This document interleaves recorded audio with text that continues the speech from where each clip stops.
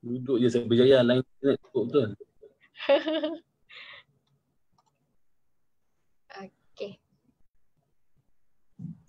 Soalan ni bila tu?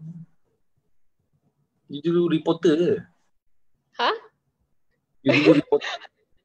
Tak adalah. Tanya soalan dalam soalan tu, dahsyat tu soalan ni. Okay. Sekarang kita dah live. So kita on screen balik. Okay, boleh. Okay, bismillahirrahmanirrahim. Assalamualaikum warahmatullahi wabarakatuh. So, terima kasih.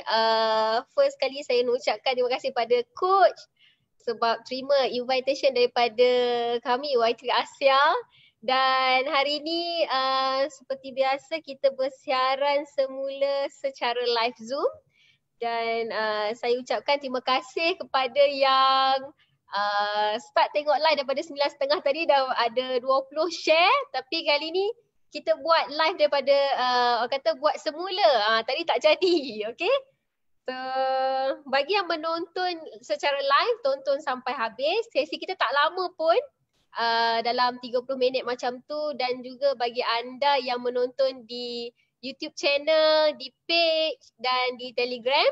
So, semoga bermanfaat dan hari ini bersama dengan saya datangkan kepada anda Coach Fadil. Apa khabar Coach? Alhamdulillah, sihat. Lebih sihat. Lebih sihat. Tadi Coach, ada dekat Malacca Mall ada buat pesta durian. Macam mana sambutan? Alhamdulillah. Habis. Hari ni diorang turun 1 tan.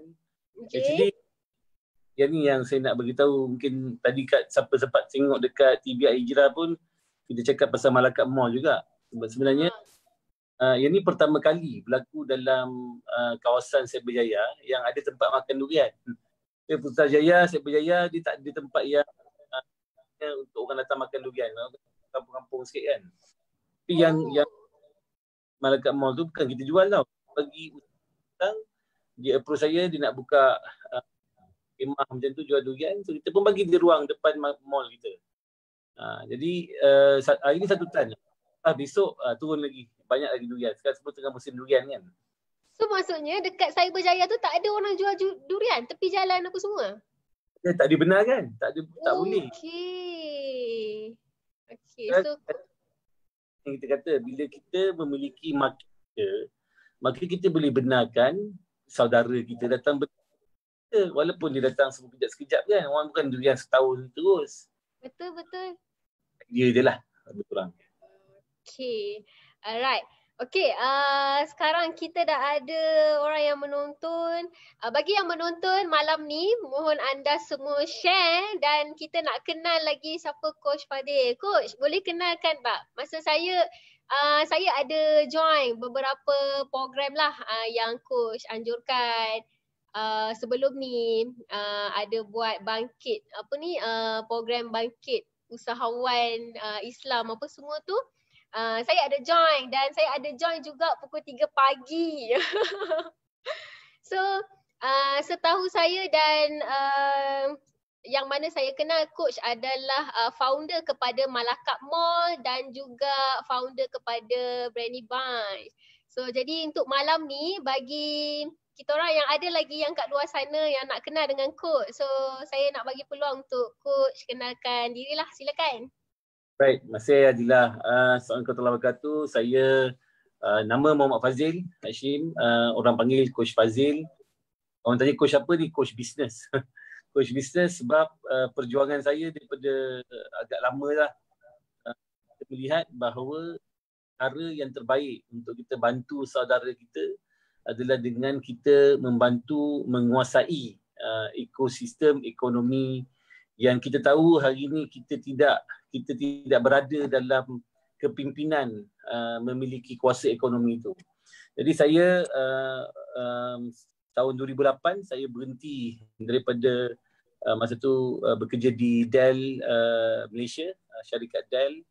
Masa tu my last position I was the sales director of public sector. Lama dah lah, 2008. Januari saya berhenti dan saya buat macam-macam. Dan kebanyakannya usaha saya adalah usaha untuk menyediakan peluang bagaimana kita boleh sama-sama sediakan perniagaan, idea untuk rakan-rakan usahawan bersatu, menyatu dan membina kekuatan ekonomi Islam itu sendiri. Jadi kebanyakan saya punya perjalanan hidup saya tu memang ke arah itulah.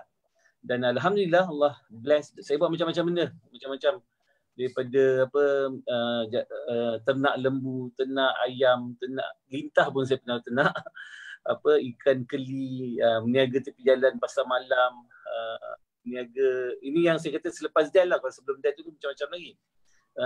Dan salah satu yang saya buat juga ialah saya mengambil lesen Asian Coach International pada waktu tu 2008. Saya berhenti Dell, saya pergi US, get my certification, come back, practice, dan lebih ke banyak pro bono lah, mengajar bisnes secara orang kata pro bono lah, percuma, dan adalah program berbayar juga. Dan yang antara signifikannya tahun 2008 tu saya beli satu tadika di Kajang, tadika biasa yang kita rebrandkan dia kepada Brainy Bunch pada tahun 2010, dan 10 tahun selepas tu alhamdulillah now we have 103 branches kat Malaysia. Tadika kita ada sekolah antarabangsa kita di Cyberjaya, kita ada our Raudah City, we have our yang terbaru Malacca Mall lah. Tu sedikit sebanyak saya berasas Raudah City, Brainy Bunch dan Malacca Mall. Kalau ikut kumpulan total about 40 projek lah yang kita tengah buat. Kurang macam tu lah sedikit. Alright. Okay. Saya sediakan soalan pada Coach ni sebab saya pergi ke orang kata program yang Coach buat sebelum ni. Saya tertarik dengan multiple business tu. That's why saya nak tahu dengan lebih lanjut sebab masa join program kan ramai. So saya dapat peluang ini tanya Coach dengan beberapa soalan lah. So saya akan bagi beberapa soalan yang saya sediakan. Bagi yang tonton live, anda boleh tinggalkan soalan di ruangan komen. Nanti kita akan bacalah soalan-soalan lah. 1-2 soalan sebelum kita tamatkan live nanti. Okey, jadi Coach, berbalik kepada saya punya soalan panas saya pada Coach malam ni. Adakah usahawan perlu fokus kepada satu bisnes sahaja? Yang mana sebelum-sebelum ni memang ramai yang cakap ataupun saya sendiri orang kata apa, ramai yang kata okey kita boleh buat banyak bisnes, kita kena fokus kepada satu bisnes sahaja. Okey, fokus iaitu sampai jadi. So saya nak juga Coach berkongsi ataupun memberi satu sedikit pencerahan lah kepada saya dan juga penonton yang tonton kita secara live malam ni. Okey, berkenaan dengan bisnes perlu banyak bisnes ataupun satu bisnes saja. Okey, dia kena faham satu benda kan. Dia bukan kira bisnes atau apa. Kita apa yang kita usaha ni mungkin ada yang kita nampak, ada yang makan gaji, ada yang buat part time, ada yang buat investment, ada yang buat macam-macam. So dia punya key kalau dalam kelas saya selalu cakap tentang MSI, multiple stream of income. So multiple stream of income ni, it can come from business, it can come from property investment, it can come from unit trust investment, it can come from your salary, it can come from a lot of things. So kalau nak menjawab soalan tu ialah yang penting kita, kalau saya selalu ajar mesti ada minimum 10 jenis income. So kalau satu bisnes pun tak apa, tapi kena ada pendapatan lain yang bukan hanya bisnes itu saja. Dan saya rasa kita sekarang berada dalam tempoh PKPB yang nak habis, sekarang PKPP kan. Yang jelas kan, kalau lah bayangkan saya masih hanya Brainy Bunch saja, contohnya lah kan. Masa tempoh 3 bulan tu, kita terputus dengan perniagaan-perniagaan lain, mungkinlah boleh buat online dan sebagainya. Maknanya saya sendiri tak boleh buat apa-apa. Tapi pasal saya buat macam-macam benda, so bila Brainy Bunch tak operate, dia ada. Pasar raya tak operate, tapi ada benda lain lagi. So, jadi maksud kata satu, kalau nak fokus satu perniagaan, kalau dia tak jenis, ada setengah orang dia tak boleh nak buat macam-macam. Dia rasa ni sebenarnya lebih kepada self-sabotage je pada saya. Tapi tak apalah sebab whatever you think is right. Faham tak? Saya tak boleh kata what you think is wrong because that's what you believe. So nak ubah tu not from this one session. Cuma saya nak beritahu whatever that you think is right, even you think right, tapi you mesti ada 10 multiple stream of income. Kalau you tak ada multiple stream of income, you definitely wrong. Senang cakap tu. So okay, now going back to nak buat satu atau nak buat dua, nak buat tiga. Okay, kalau zaman dulu berniaga memang susah. Nak berniaga, nak buka kedai makan, kena buka kedai makan lah. Kalau tidak, you tak boleh kena di kedai, nak kena masak, nak kena sekian. Sekarang ni, you boleh jual makanan tanpa memasak, tanpa pergi mana-mana pun, duduk kat depan komputer je. Macam mana nak buat yang tu? Kan? So, you boleh je. Macam contoh banyak dah berlaku dalam tempoh PKP, orang ambil order, orang lain hantar. Kan? Dia ambil order, dia terima duit, lepas tu dia telefon ke orang tu hantar. So, basically, you can create business just from your computer. Of course, it's not as easy as that. Tapi I give you example. About 2-3 years ago, saya selalu cerita pasal saya jual durian ni lah. Saya jual durian. I don't actually pergi ambil durian, pergi hantar durian tu. I cuma cakap, siapa nak beli durian? I dapat durian tempat pot baik lah, best lah tempat ni. So, I just get somebody to take the durian and send to the customer yang bayar dekat I. Kan? Pergi hantar kat rumah dia. So, technically, I can create that durian punya business tanpa bergerak pun daripada tempat I. So, bila saya boleh buat macam tu, maknanya saya boleh buat macam tu dengan semua jenis perniagaan. So, should you focus only, takkan nak jual durian ni, sebab durian dia berseason kan. Ada waktu jual durian, ada waktu kalau pergi ke Sabah mungkin nak jual blue eye anchovies, contohnya. Ikan bilis mata biru ke. So, dengan teknologi dan apa yang kita ada nampak pada hari ini, media sosial dan sebagainya. So kita boleh buat multiple business. Tetapi kita mungkin ada core business yang kita nak fokus. Contohlah you produce satu produk. So I kalau startup dia baru nak berniaga. Janganlah buat produk dulu, cari produk orang. Jual produk orang dulu. Saya nak cerita satu story yang very inspiring lah pada saya. Masa I was in China last year, and then this guy dia currently dah kaya raya. Tapi dia jadi kaya raya tu hanya jual satu benda je. So nak cerita, kalau you fokus, kena fokus jugalah. Dia jual kat Tabau, jual plastik, vacuum pack plastik. So masa vacuum macam mana? Kan diorang kan sejuk kan, dia musim sejuk, dia akan shrinkkan dia punya baju semua simpan dalam tu. So dia jual plastik tu saja. And from that plastik alone, dia ada multi-million dollar punya business, dan lepas tu dia diversify.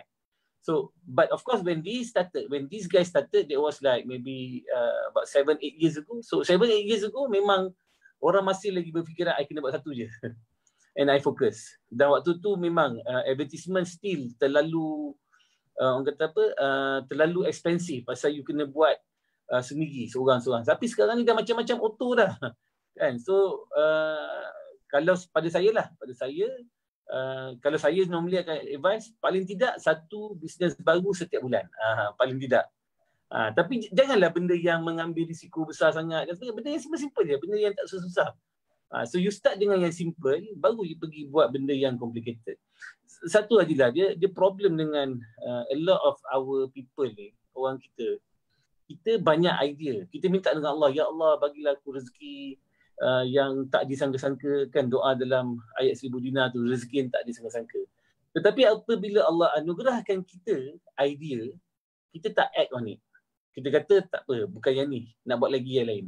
Buat lagi yang lain. Lalas kita tolak semua rezeki. Idea tu sebenarnya sendiri, idea itu sendiri rezeki. Sebab tak mungkin idea tu datang daripada diri kita. Datang mesti Allah yang bagi ilham kat kita. So apa kalau siapa yang tengok saya punya perjalanan kerja saya ada post few days back, all my timeline yang saya kerja, saya buat macam-macam benda tu. Bila Allah bagi idea, saya terus buat je. I just do it. Saya kata apa, buat je. Jangan risau result. Result tu Allah tentukan. Berjaya tak berjaya tu Allah tentukan. Tapi kita answerable on our action. So balik pada soalan tadi, kalau nak berjaya, jangan buat satu je. Buat macam-macam. Senang conclusion. Tapi kan let's say kalau kita buat macam-macam, contohlah ada 10 yang kita tengah menjana pendapatan. Okay. Let's say kalau dalam 10 tu tiba-tiba kita jangka benda tu dapat pendapatan. Tiba-tiba benda tu orang kata apa, dia akan orang kata apa, tiba-tiba tak jadi apa yang kita rancang. Jadi macam mana coach dalam banyak-banyak bisnes coach buat, macam mana nak manage dari segi mungkin dari segi masa, komitmen. Macam mana coach settle benda-benda macam ni dalam banyak-banyak bisnes tu? Sebab tu saya kata we have to be smart lah kan. We have to be smart. Berani. Kita tak berani lah. Dia tak smart kan. Kalau nak buat macam-macam, kita jangan buat, okay, I bagi tahu ya Adila, you kerja, you buat 10 bisnes, you buat 20 bisnes, you buat 40 bisnes. Macam saya 40 bisnes lah sekarang ni. Tapi waktu tidur saya sama 8 jam juga. Kan, saya waktu masih lagi 6 ke 8 jam. Paling banyak pun biasanya 4 jam je kalau orang Malaysia ikut statistik. Kalau ikut statistik 4 jam je orang Malaysia bekerja. Kan, regardless of how many business you ada pun, you still ada the same hours. So, bila kata, adakah teknik pengurusan masa yang hebat dan sebagainya, dia bergantung pada apa kita buat. Kalau kita memang run kedai yang memerlukan kita run kedai tu, dan memanglah you tak banyak masa. Tetapi kalau you run business macam I lah kan, when I started, I keluar daripada Dell, I tak pernah run business I never work in my business. I only work on my business. So of course tak semua orang ada capacity buat macam tu. Tapi kalau siapa-siapa yang startup, so you boleh ada business yang core, yang tu you bekerja dalam business tu. Contohlah you buat kedai makan ke, kedai dobi ke, you jaga kedai tu. Itu you work in your business. Tapi pada masa yang sama, you nak buat part-time dropship. So you don't have to move kan. Masa you mungkin sehari setengah jam ke 40 minit nak check order ke, nak buat promote, buat copywriting sikit. So it doesn't actually disturb you punya core business. So tapi janganlah buat 10 bisa. Katalah buat 10 jadi kedai makan, sebab kedai dobi, tapi semua dia yang run. Itu memang matilah. Itu memang tak boleh buat punya kan. We're talking about contohlah kan, kita buka Malacca Mall. Kalau orang lain buka mall, dia buka mall je. Yang sewa mall. Kami buka mall, orang tak nak buka. Orang tak nak mai. Orang peniaga yang ada brand tak nak buka kedai. Pasal tak percaya nanti tak ada orang datang lah apa semua kan. Jadi kami terpaksa, takkanlah buka-buka mall kosong. Mall satu kedai je ada grocer je. So kami bila pegang macam tu cakap, okay, tak apa, kita ambil amanah, Allah suruh buka semua. So, kita buka lah dalam, daripada almost 30 brand jenama, tapi baru buka dalam 10. So bila kita buka, benda yang impossible lah. Fikirlah ikut logik dia impossible. Ada Rauda Grocer, ada Banco, ada kedai bag, ada kedai kasut, ada kedai sport, ada kedai DIY, ada kedai stationery. Semua bawah satu pasukan. Bawah under ni. Tapi mustahil saya boleh buat kan. So ada PIC dia. Ni orang ni jaga, ni orang ni jaga, ni orang ni jaga, ni orang ni jaga. So kita cuma jaga dashboard. So kalau nak buat multiple business, of course dalam skill saya sekarang ni is a bit more bigger. Tapi kalau ada orang lain, start dulu yang kecil-kecil. Start dulu dropship ke, stokis ke, affiliate marketing ke. Sekarang macam-macam dia boleh buat. So it's not, saya tak boleh terima alasan kata, contohlah orang kata PKP 3 bulan kot Adilah. 3 bulan, how many business you do? Berapa posting kita buat dalam business? Ambil timeline tengok dalam timeline kita daripada pagi sampai petang, the last 3 bulan. Berapa banyak business opportunity yang kita push. Kalau kita tak buat banyak, ni kita kata tak ada masa. Tak ada masa apa, 3 bulan di rumah je. Patutnya kita at least, kalau result tak dapat tak apa. Because you are not answerable over your result. Result ni Allah tentukan. Tapi you are answerable over our action. Apa tindakan kita? Harap jawab sikit kot. Okay, macam coach kan cerita pasal Malacca Mall ni pun saya tertarik juga. Macam mana coach boleh terfikir nak buat Malacca Mall? Macam sebelum ni saya pun coach ada share dekat program yang sebelum ni 20 ke 30% game retail dekat negara kita ni memang orang kata kita dah boleh bangunkan ekonomi usahawan Islam dan antara sebab itu sebab utama yang coach buka Malacca Mall. Jadi betul kan coach? Ke salah coach kena betulkan ni ya. Okey, jadi bagaimana coach dapat orang kata dapat fikir macam benda tu kena buka mall macam itu. Dan saya difahamkan pun ada nak buka dekat Berjaya Times Square. So macam mana saya nak tahulah macam mana dapat benda tu kan. Dia macam ni. Bila kita buat program Ayu Bangkit, nama Bangkit ni kita cetuskan saya ingat bulan Mac kot tahun lepas. Dan kita buat program Ayu Bangkit 1, 2, 3, 4, yang terakhir tu Ayu Bangkit 3 pagi. Kan? So dalam perjalanan saya buat Ayu Bangkit tu, motif kita adalah untuk cetuskan kebangkitan ekonomi Islam. Dan apabila lepas habis program, Biasanya saya akan ada sisi coaching dengan beberapa usahawan yang datang jumpa lah, yang datang pagi, datang lepas subuh sebagainya.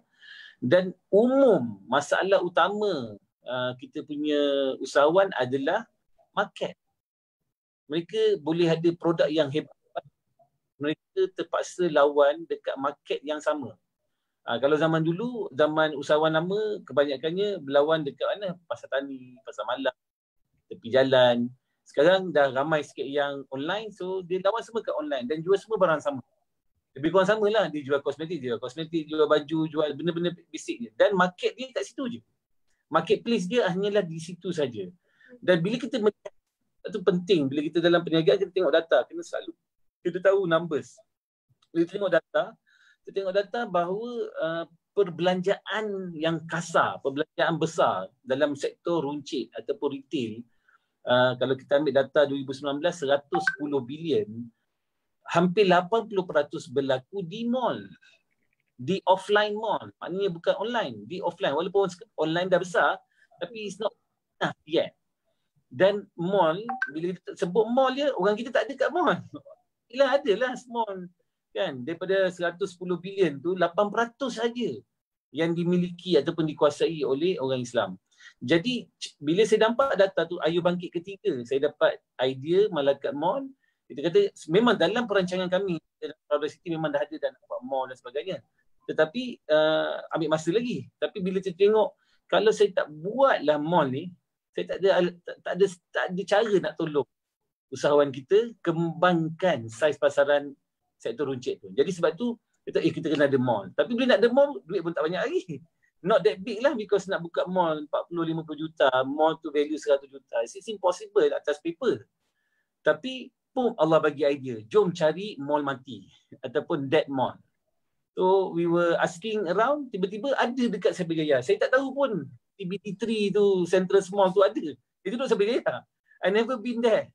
So I suruh my friend, my colleague pergi cari. Lepas tu kebetulan kawan kita kata ada mall yang dah siap 4 tahun kosong, tak ada orang nak sewa. Dan that's why we got our Malaikat Mall. So you see, when you intend you nak tolong orang for the sake of nak bantu agama Allah, Allah bagi kita minta dead mall yang dah macam nak rosak ke, nak hancur tu, kita ambil take over lah. That was the idea initially. Tapi Allah bagi kita mall baru yang dah siap 4 tahun, tak ada orang duduk tapi cantik, well maintained semua, pun dapat Malaikat Mall. So that's the idea lah. So once we own the mall, now kita dah ada mall kan. Bila kita ada mall, dan kita boleh bawa masuk siapa-siapa nak berniaga kat situ. Sebab tu kalau tengok kat Rauda Grocer, kalau dia nak pergi berniaga, nak supply barang makanan ke pasar raya, nak masuk je, satu SKU kena bayar. Rack fees kena bayar. Kan? Kalau dia tak bayar, tak boleh masuk pun. You cannot enter. That's why you don't see produk-produk Muslim yang banyak dekat pasar raya besar. Can't afford to go in. Diorang ada banyak branches. Kalau masuk satu je kena bayar. Kalau ada 10-20 baru banyak tak kena bayar. So polisi kita tidak ada. We don't charge anything. You bawa satu basket. Tadi yang kita durian tu, dia bawa, mula-mula dia bawa sikit lah. Dia kata boleh tak berniaga? Okay, datang berniaga. Itu bawa satu bakul, Musang King. Letak je dekat dalam grocer. So Sebab apa? Sebab mall ni kita punya. Kita punya tu bukan saya punya tau. Saya pegang amanah je. Yelah saya mulakan dahulu. Tapi mall ni anda punya. So maknanya of course lah adalah rules, kita standard dan sebagainya. So maksudnya bila kita buat je mall yang kita punya ni, maka kita dah mempunyai satu kekuatan sedikit. Iaitu cuba menyatukan kuasa pembeli kita untuk kita gunakan balik, bagi balik kat dia. Bagi balik dekat pengguna tu melalui saham koperasi, melalui dividen yang kita beri pada pengguna-pengguna berdaftar kita. So that's basically the idea lah. Sebab tu kalau kita tak buka mall, mall ni asal perkataannya sebutkan adalah the mall ni start daripada perkataan damn all. How to get them all. Kan? The mall tu is actually how to get them all. Kalau you buka kedai satu, it's not them lah, it's just only one person kan, ataupun sikit lah kan. Tapi kita buka mall, then you can get them. Yang pergi kedai ni, dia datang semua kedai. So why? Because they will be able to pull the crowd. Dia kalau kata footfall dia ataupun headcount orang datang dekat mall lebih ramai daripada orang datang satu kedai. To the idea lah. So in order for us to change the fate of our Muslim entrepreneur, not just entrepreneur, the Muslim Ummah, we need to take over the retail sector, or at least kuasai sektor yang kita belanja sendiri. Ini kita belanja, kita beli baju, kita beli seluar, kita beli makanan sebagainya, tapi kita belanja kat mall orang, kita bagi duit kat orang lain. Padahal kita susah ni. Kan? Sedangkan sekarang dah ada malaikat mall, tuan-puan semua boleh berbelanja di malaikat mall, yang mana pulangan tu akan balik kepada perkembangan ekonomi orang kita, yang mana mewujudkan peluang perniagaan, mewujudkan peluang pekerjaan berpendapatan tinggi. Itu kita bertarget. So that's why kita kena dapat idea buat mall tu, terus buat. Dan kita jangan tunggulah, kita tak tunggu. Orang tak nak masuk, kita buat dulu. Nanti Allah hantarlah orang. So sekarang ni yang Alhamdulillah lepas walaupun tempoh PKP, tapi kami sangat busy kat malaikat mall tu, tak pernah stop pun. Dan kena datang. Adila dah datang belum ni malaikat mall ni? Kena datang ni. Dah tak ada. Cuma tadi ingat nak datang tapi tak makan durian tu, tak datang. Apa? InsyaAllah datang. So kena jadi ahli kopi mah, kena jadi ahli koperasi pembangunan pengguna dalam Malaysia. Yang tadi Adila cakap dekat Berjaya Times Square kita ada Mara Mall di Masjid Tanah Melaka. So Berjaya Times Square ni dia ada satu kawasan tingkat 4 dimiliki oleh DBKL yang kosong, tak ada orang apa. So tadi kita tengok, insyaAllah kita belum decide lagi, tapi insyaAllah kita akan wujudkan mini Malakat dekat dalam Berjaya Times Square. Remember, kita punya goal Malakat Mall ni adalah untuk nak ambil tiket share pasaran yang 60 bilion dikuasai currently oleh syarikat-syarikat asing. Kita ambil sikit lah, target kita dalam 50% daripada 60 bilion tu, which is 30 bilion, bukan amount kecil, memang besar. So there's no way I can do on my own. So I need all the usahawan, mari jom kita take over, take this opportunity. Jangan jadi capitalist, dah kaya nanti tolong balik. Belum kaya pun tolong dulu. Faham? Faham. Menarik. Okay coach. Kalau kata macam topik kita malam ni nak multiple business kan, macam coach sendiri ada banyak business, okay, dengan Branding Bunch dia banyak-banyak. So macam mana orang kata apa, coach mesti ada team yang ramai. So macam mana coach sebagai orang kata pemimpin boleh lead, ataupun macam mana coach lead team untuk menjayakan setiap misi yang ada yang coach nak bangunkan, misi-misi tu. Boleh share sikit tak? Saya nak quote kata Jack Ma kata, the best team is the team that you train yourself. So there's no such thing of parachuting orang luar ke datang ke, but dia macam ni kan, I can't say that I have the best team in the world yet. Because satu, I'm not there yet. I bukan Jack Ma. Kalau dah Jack Ma tu mungkin dia boleh cakap lah kan. So kita still far, tetapi you have faith in Allah kan. You have faith in Allah, nanti orang yang kena dengan you, dia akan terkeluar dengan sendirinya. Dia minyak dengan air, dia memang tak ada cantum ni kan. So as a leader, you must know what you want to do. So yang penting tu, dia banyak saya tengok usahawan ataupun pemimpin ni, dia tak berani dengan staff dia. Dia nak jadi Mr. Nice Guy. Dia tak reti nak cakap terus terang. So of course kita ada up and down, ada yang dengar, ada yang tak dengar. Tapi over period, bila you keep on focusing on you punya vision, mission, selalu explain, akan ada orang yang faham dan dia akan ikut dan dia mati-matian untuk you. Kerja 24 jam ke, kerja seminggu tak ada cuti ke, nak cuti, nak balik kampung jumpa mak dia pun dia tanya you dulu. You know, I mean I don't ask them to do that, tapi bila you dah buat selalu, dia akan jadi macam tu. Faham tak? So jadi makna kata you don't worry so much about siapa yang kita nak hire ke, siapa team kita. Tapi you kena worry more about your vision, apa you nak buat, your mission, dan adakah benda tu align dengan perjuangan kita nak bawa ni sebagai bekal jumpa Allah SWT. Kalau you align dengan benda tu, insya-Allah Allah yang akan guide you. Allah yang akan susun jalan you. So don't worry so much about benda yang you tak ada. Tadi saya jumpa satu usahawan, dia kata dah berhenti kerja, sekarang baru nak start berniaga, tak tahu nak fikir macam mana. Biasa dulu hujung bulan ada gaji, sekarang dah tak ada gaji. Dan risaulah berniaga, takut tak ada income sebagainya. Cakap have faith in Allah. Kita ada keyakinan pada Allah. Kita ni masalah tak yakin. Tadi kat TV Hijrah pun benda soalan sama lah. Apa masalah usahawan tak yakin dengan Allah. Itu problem dia. Bukan tak yakin kat diri sendiri, dia tak yakin dengan Allah. Dia yakin dengan diri sendiri tapi dia tak yakin dengan Allah. Itu problem dia. So Allah kata apa? Aku adalah seperti sangkaan hamba-Ku. So kena yakin dengan Allah bahawa kalau kita buat baik, kita minta kat dia mesti bagi. Tapi kalau kita buat jahat, susah sikit kan. Tapi kita tak buat jahat lah saya rasa. Jadi jangan risau sangat pasal team, because you get the team that you deserve. Tapi you kenalah deserve to be, orang kata apa, treat others like you want to be treated. Layan orang macam mana you nak dilayan. Kalau you nak dihormati, hormatlah orang. Kan? So memang kita ada ramai team lah sekarang, dah ramai kan. Tapi kita start dulu pun small. Don't worry if you are small. Don't worry also if you are big. Don't worry also kalau you tengah ada problem dengan staff. Sebab apa?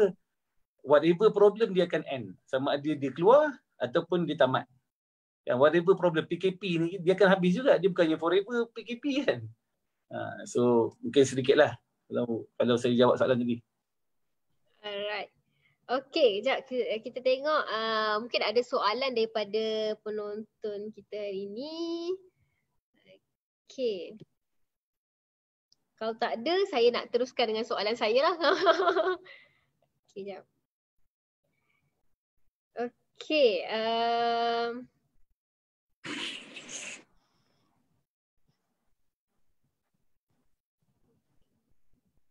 Coach, boleh share tak orang kata sedikit idea mungkin dalam masa PKP ni Coach ada orang kata apa, nampak apa yang sebenarnya boleh terutamanya macam kami lah baru start up business boleh buat apa lagi orang kata apa satu idea yang mudah untuk kami apply dapatkan income. Simple kata simple idea lah. Okay, kalau you tengok benda yang paling simple adalah retail business kan. Dan banyak orang dia selalu nak buat something, dia nak create business barulah, nak create produk barulah dan sebagainya. Tapi idea yang paling senang adalah ambil produk yang dah sedia ada, yang tak ada dekat tempat yang you nak jual. Contoh contoh dekat Malacca Mall ni kita menyediakan ruang dan peluang. Sama ada secara direct atau indirect. Direct tu you buka kedai, tapi itu modal besar kan, nak kena buat register, nak buat kos sebagainya. Tapi kalau katakan yang indirect, contohnya kita ada kedai DIY Malaya yang jual barang-barang DIY. Kita ada kedai Conteng yang jual stationery. Kita ada Rauda Grocer, ni 3 benda kan. So you all boleh ambil satu produk-produk ni kat situ, tengok barang ni patutnya jual kat sini, kenapa dia tak jual? I want to become the pembekal. Ambil barang kat China ke, ambil barang kat Indonesia ke. Itu kalau yang melibatkan pembekalan lah. So mana kata dalam tempoh PKP ni, kalau you perasan satu bisnes yang paling laku adalah perniagaan berasaskan makanan. Tapi kalau makanan kan you nak kena buat kan, jadi payah sikit. Tapi kita tengok juga barang-barang lain yang contohlah kalau you perasan masa raya begitu, orang beratur nak pergi kedai buat kek. Kan, bahan-bahan kedai kek lah, acuan lah, apa benda, sampai 1 kilometer, ada satu kedai tu sampai 1 kilometer. So kenapa tak ada orang Islam, bukan tak ada langsung lah, tapi sikit orang kita yang buka kedai jual barang untuk buat kek contohnya. Kan, so pasal kek ni bukannya orang buat masa raya je, orang buat throughout. Kenalah sekarang PKP 3 bulan, semua dah terror dah. Kat rumah hari-hari duk buat resipi sebagainya. Itu antaralah peluang perniagaan yang you boleh buat. Sama ada you jual bahan, atau you jual acuan, ataupun you jual barang-barang kecil yang you boleh cari dekat China, you boleh cari online, dan banyaklah. Saya macam tahun lepas, every quarter, setiap 3 bulan biasanya saya akan bawa usahawan pergi ke China. Dalam 30 orang macam tu untuk cari barang-barang yang dia boleh bawa masuk ke Malaysia. Dan modal tu tak banyak, RM2,000, RM3,000 you dah boleh start dah. Bawa satu barang dulu. Hantar sebagai consignment kepada kedai yang dah ada kat Malacca Mall. So tu antara. Tapi ada orang kata, saya tak adalah modal tu coach, macam mana nak start? Okay, you start with whatever that you have. You ada RM100, RM100 lah. Kalau you tak ada RM100, RM50, RM50. Tak ada RM50, kosong je. Okay, ambil affiliate marketing dulu. Tolong copy share tu. Buat copywriting pun tak payah buat. Sebab copy share je. Jual kat kawan-kawan. So you have to start somewhere. Kan?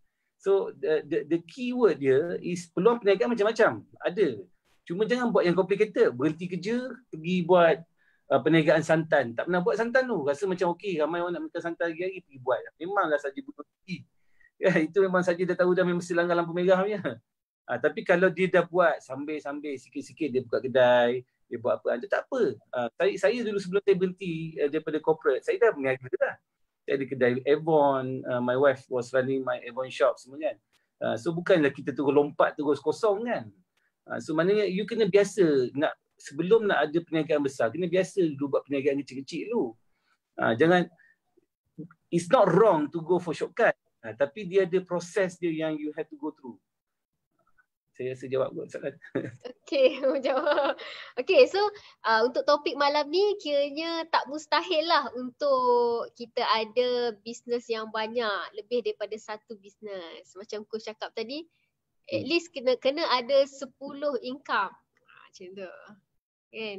So dari segi, mungkin dari segi masa tu kena orang kata apa? Kena susun dengan baik lah untuk dapatkan income yang untuk kita proses 10 income tu. Betul Coach? Yelah, dia punya keyword dia bangun pagi. Okay. Kan? Bangun pagi sebelum subuh. Bangun dalam pukul tu. Bangun pukul 5 tu. And then you have one setengah jam muhasabah sikit lah. Planning apa nak buat hari tu. You dah cukup dah masa you. You boleh buat 10, 20, 30 bisnes pun boleh buat. Tak ada masalah.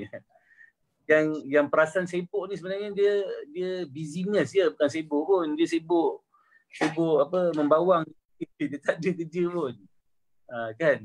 Cuma again like I said, I want to betulkan balik yang kalau kita buat bisnes, ada yang core yang you kena buat secara fizikal. Yang tu maybe take 70% of your time. The 30% balance tu yang you tak utilize tu. Okay? Yang you tak utilize tu yang you boleh buat 10-20 bisnes tu. Tapi you buat sikit-sikit lah. Buat ni sikit kan. Tapi bukannya buat sikit, kena buat sikit-sikit. Maksudnya bila ada peluang, ada idea, buat je lah. Kan? Tak payah nak tunggu sangat. Tapi over period, macam saya buat macam-macam, tiba-tiba yang meletup Brainy Bunch. Saya buat macam-macam. Saya buat IT, memang masa tu IT was the biggest one. Saya ada kedai Avon, saya ada kedai hair salon, macam-macam. Tapi bisnes yang paling kecil pada waktu tu, Tadika. Tadika masa tu berapa ratus ringgit je. Baru satu cawangan apa semua kan. Tapi tiba-tiba 10 years after that, Tadika yang paling kecil tu yang jadi paling besar. Kan? Jadi you wouldn't know rezeki you sebenarnya dekat belah mana. Mungkin nampak hari ni yang ni besar, tapi mungkin lagi 5 tahun yang besar tu mungkin kecil, yang lain yang kecil mungkin lebih besar.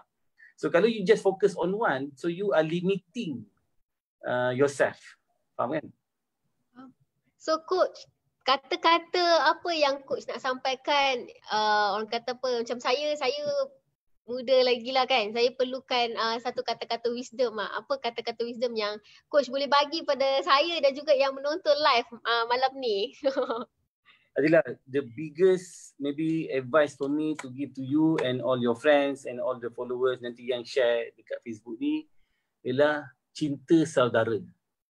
Cintalah saudara kita sebagaimana kita mencintai diri kita, dan cinta ini tidak boleh dikatakan dengan saya cinta saudara kita, tetapi dibuktikan dengan tindakan. So makna kata apa? Tindakan tu maksud apa? Bila kita tahu dalam konteks hari ini bahawa orang kita susah. Orang kita kalau di Malaysia 40% household income bawah pendapatan RM2,000. Ini isi rumah. So kita kena ambil tanggungjawab atas dasar cinta ni. Adila kena gunakan segala kapasiti yang you ada, segala peluang masa yang you ada, idea yang Allah bagikan, and all the blessing that you have untuk cari usaha macam mana kita boleh berikan peluang perniagaan dan peluang pekerjaan kepada saudara kita sebanyak, because the only for us to get them out from the mess of B40. I used to be B40. I used to be orang miskin dan sebagainya. Tapi the only way for us to get them out is by providing them not just knowledge. Ada orang kata bagi knowledge semua cukup. Tak cukup. Sebab knowledge orang ramai dah. Hari ni budak universiti lambat-lambat. Tapi kita kena wujudkan ekosistem, ekonomi Islam. Saya nak bagi maybe ibrah sikit lah. Saya selalu sebut benda ni, mungkin Adila pernah dengar. Bahawa Rasulullah SAW apabila beliau meninggalkan kota Mekah bersama sahabat-sahabat yang hebat-hebat secara ilmu perniagaannya lah, Abu Bakar, Umar, Usman, Abdul Rahman bin Auf sebagainya. Bila dia meninggalkan Mekah, mereka berada dalam keadaan miskin. Sebab tinggalkan segalanya di Mekah, betul tak? Mereka pergi ke Madinah. Dan pada waktu itu di Madinah orang Islam tidak menguasai ekonomi. Sebab pasar dikuasai oleh bangsa Yahudi. Tetapi dengan keyakinan kepada Allah dan bersama dengan Rasulullah SAW, mereka membina pasar mereka sendiri, iaitu pasar Muslim. Sama lah macam kita usaha nak buat pasar Malakat tu, samalah idea dia. Kan? Kita tak ada apa-apa, tapi kita buat juga. Dan dengan kelemahan yang kecil, resource tak banyak, tapi keyakinan pada Allah, kerja secara berjamaah. Ini semua tip dia lah. Satu, yakin. Kedua, kerja bersama jamaah. Ketiga, ada leader yang kita follow. Dan kita bersama dalam hijrah yang duduk tinggal dekat sama tu, kita buat Raudah City. Duduk bersama, buat market, berniaga bersama dekat market itu. Dan senantiasa bekerjasama sama-sama untuk bantu kerana cinta kat each other ni. Remember, the Muhajirin dan Ansar bila diorang datang, diorang bersatu tu, yang Ansar ni serahkan segala, bagi rumah lah, bagi tanah lah, bagi anak lah, kahwin, sebagainya semua buat. Itu tanda cinta dia. Kita tak payah sampai bagi anak kita. Kita tak adalah bagi rumah kita, tapi paling tidak kita bersedia untuk berkorban sedikit untuk saudara kita. Sebab apa? Pasal kita cinta dekat dia, kerana Nabi sebut tidak sempurna iman kita jika kita tidak cinta diri kita. Macam mana kita cinta, tak cinta saudara kita, macam mana kita tak cinta diri, macam mana kita cinta diri kita sendiri. So, cinta saudara ni kalau kita dapat pupukkan dan kita fahamkan, maka insya-Allah dia akan menjadi satu kekuatan yang akan bagi you idea. Kena buat ni lah. I kena tolong orang ni lah. I kena tolong orang ni lah. I have to have this. I have to do this. I have to do this. I have to do this. And because of that thinking, then Allah akan buka lagi jalan. Dan dia tengok, dia akan cuma membesar. Dan dapatlah kita jadi sebagaimana Madinah dahulu yang lemah, kecil sebelum Islam. Islam itu diasaskan, ketamadunan Islam itu asas daripada Madinah sampai ke Nusantara ni. Jadi agama yang paling berjaya, yang membuktikan bahawa Islam itu bila dia memerintah dunia, dia memberi rahmat kepada seluruh alam. Orang tak kena opres dan sebagainya. Jadi tips dia, mungkin advice dia, cinta saudara kita, buktikan dengan tindakan, kerja bersama dan duduk dalam satu jamaah, dan mesti ada clear leaders yang kita follow. Boleh ada tribe masing-masing, boleh ada brand masing-masing, tak perlu duduk dalam satu brand, tak ada masalah. Dan kami dah wujudkan platform tu melalui Koperasi Pembangunan Penghuni Islam Malaysia. Ayo bersatu, RM100 je. Jadi ahli koperasi kan, tak banyak pun, tapi masuk je jadi ahli, terus masuk dah dalam satu kapal besar. Dalam kapal tu ada banyak kapal-kapal kecil kan, yang ada brand dia, jenama dia, tak ada masalah.